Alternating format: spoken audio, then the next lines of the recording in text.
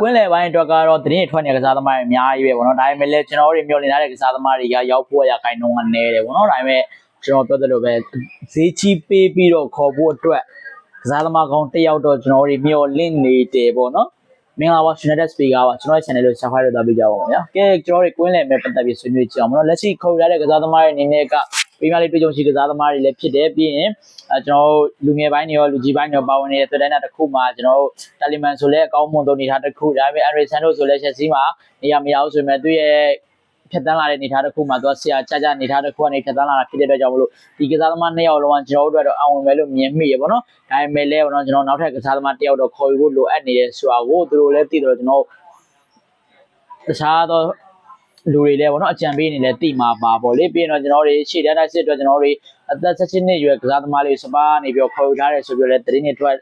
ခေါ်ယူထားတယ်ဆိုပြီးတော့နော် official ထွက်လာတယ်ပေါ့လေအဲ့တော့ဒီကစားသမားလေးရောကျွန်တော်တို့အချိုးတွေဘယ်လောက်ထိပြုစုသွားနိုင်မလဲပေါ့လက်ရှိနားမှာကျွန်တော်တို့ရှေ့တော့ OB ကိုကျွန်တော်မြင်ကျင်တယ်ပေါ့ဗျာရှေ့တန်းတိုက်စစ်မှာဒီကစားသမားလေးရဲ့ဆောင်းဆောင်ရုပ်ကျွန်တော်တို့မြင်လာခဲ့ရတာကတနေ့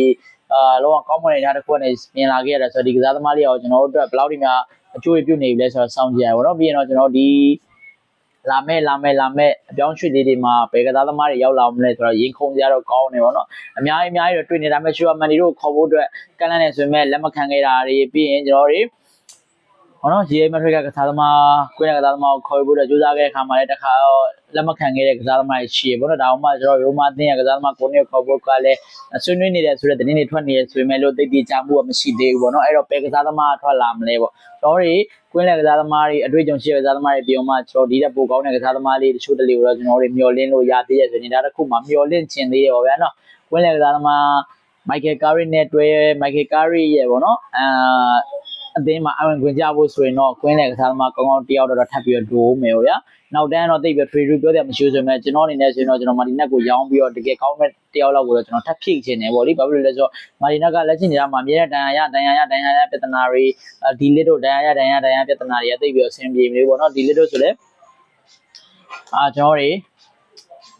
ဒီကတန်ဟန်ကြီးခေါ်တဲ့အချိန်မှာတော့လုံးဝအကောင်းရင်တန်ဟန်လက်ထွက်သွားကြရောဒဏ်ရာတစ်ခုမဟုတ်တစ်ခုရနေတာမျိုးကြီးဒါကျွန်တော်မဖြစ်သင့်ဘူးလို့တော့မြင်တယ်ပေါ့လေနောက်တန်းတော့ဂိုးသမားအနေနဲ့ကတော့ကျွန်တော်အရန်ဂိုးသမားတစ်ယောက်လေးရောက်ထားပြီဆိုတဲ့တစ်ခုမှတိတ်ပြီးတော့ trade မရှိဘူးတွန်ရင်တောင်လဲ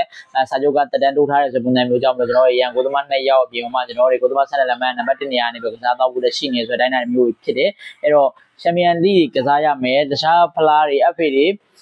နော်ခါရာဘောင်းတွေကစားမနေသားတစ်ခုမှာမန်ချက်စတာယူနိုက်တက်အသင်းအတွက်ဒီတက်ပို့ပြီးလွန်ရဖြစ်တယ်မလို့လိုအပ်တဲ့ရှေ့တန်းတစ်ယောက်2ယောက်လောက်ထပ်ခေါ်တင်နေပြီးရင်တော့ကျွန်တော်တို့ကွင်းလယ်မှာတော့တေချာဘတ်တစ်ယောက်ခေါ်တင်နေဗောဒီနောက်တန်းတော့ထားပါတော့ဗောကျွန်တော်လူငယ်ကစားသမားတွေနဲ့ဖြည့်ဆည်းမယ်ဆိုတော့ဖြည့်ဆည်းလို့ရတဲ့တဲ့တစ်ခုမှာဒီကိုနဲ့ဘယ်ကစားသမားတွေခေါ်ယူနေလဲဆိုတော့ကွန်မန့်တွေမှာမှန်းခဲ့ကြပါတော့ကျေးဇူးအများကြီးတင်ပါမယ် United Speaker ပါဒီနေ့တော့လောက်ပါပဲเนาะကျွန်တော်ရဲ့ channel ကို subscribe လုပ်ပြီးတော့ပြောချင်ပါတယ်ပြီးရင်တော့ကျွန်တော် United Jersey တွေမှာယူခြင်းနဲ့တခြားသော Jersey တွေမှာယူခြင်းနဲ့ဆိုတော့ TikTok မှာ Player Star ဆိုပြီးတော့ Jersey ဆိုင်တွေကိုလာပြီးတော့မှကျွန်တော်တို့အားပေးလို့ရပါတယ်ကျေးဇူးအများကြီးတင်ပါကျွန်တော်ညီကိုအားလုံးများချစ်ပါတယ်ဒီနေ့တော့လောက်ပါပဲကျွန်တော်ရဲ့လက်ရှိ channel လေးကို subscribe လုပ်ပြီးတော့ပြောချင်ပါတယ်ခင်ဗျ